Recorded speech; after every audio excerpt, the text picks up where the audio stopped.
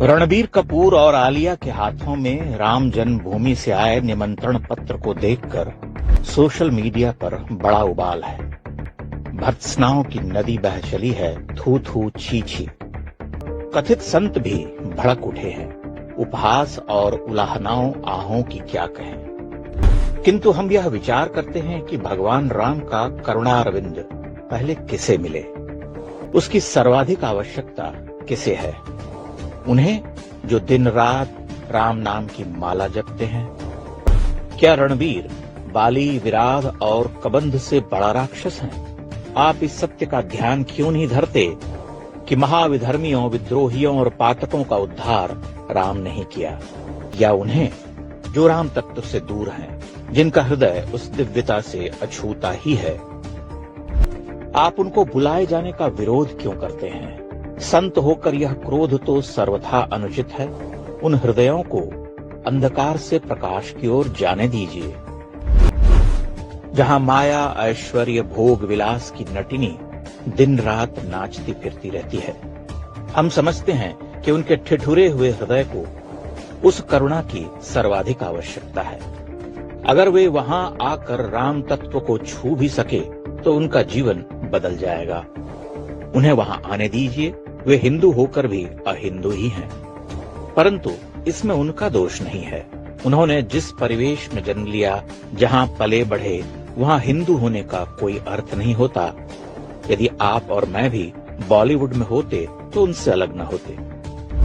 अहिंसक से दुर्दांत अंगुलीमाल बना अंगूर कट्टा भी तभी रुका जब उसकी भेंट बुद्ध से हुई। बुद्ध की करुणा ने उसके तप्त हृदय को नहलाया, वह शीतल हुआ। अगर बॉलीवुड के ये विधर्मी भगवान राम का दर्शन कर उस दिव्यता को अनुभव कर सके तो इससे अच्छा क्या हो सकता है। हम समझते हैं कि भगवान राम की प्राण प्रतिष्ठा का यह क्षण बहुतों के लिए परिवर्तनकारी सिद्ध होगा। बहुत सारे विधर्मी धर्म की ओर लौटेंगे।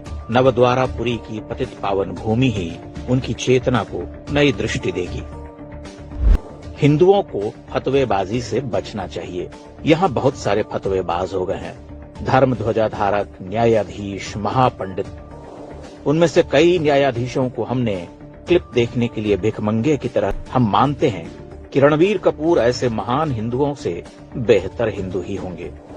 वह धर्म के प्रतिरूप राम का दर्शन कर सकते हैं। उन्हें दर्शन अवश्य ही करना चाहिए। अगर राम के दर्शन से उनके जीवन के बंद कपाट खुल सकते हैं तो हम उसमें क्यों बाधा बनना चाहते हैं। आप स्वयं को हिंदू कहते हैं, किंतु भारत भूमि को पलट कर नहीं देखते। पिछले 2500 वर्ष का इतिहास ही देख लीजिए। कितने शक, हूण, कुषाण, पारसी आए, भारतीय संस्कृति के महानद में मिल गए। आज उनके चिन्ह शेष नहीं है। केवल यही शेष है कि वे हिंदू हैं। आपके सामने पिछले 10 वर्षों में एक विराट जागरण हो चुका है। यह जागरण उस हिंदू शक्ति का प्रमाण है। वही शक्ति विधर्मियों को श्री राम तक खींच ले जा रही। आप परिवर्तन के साक्षी बनिए, उसमें बाधा डालने वाले वितंडावादी नहीं बनिए। राम का जीवन इसी सत्य की प्रतिष्ठा करता है।